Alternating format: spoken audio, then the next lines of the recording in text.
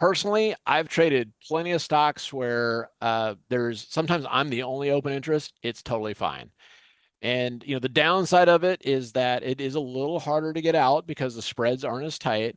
Right. But the upside of it is that, I like these stocks that trade 300,000 shares because when they do have a big day, it's kind of exaggerated.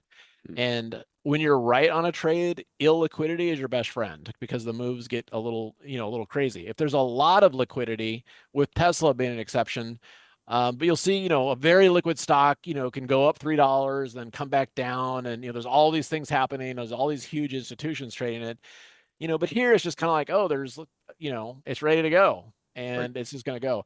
So what I do on something like this then is, if we're at 173.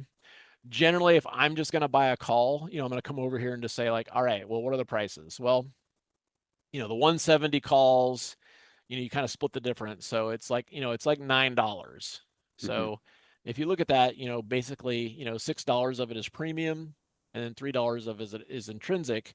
And the best way to think about that is that in 37 days, if the stock doesn't move and you don't sell it, this goes to zero, and all that's left is going to be the $3.10. So Right. I do like to kind of structure it in a way to kind of recognize that and say, all right,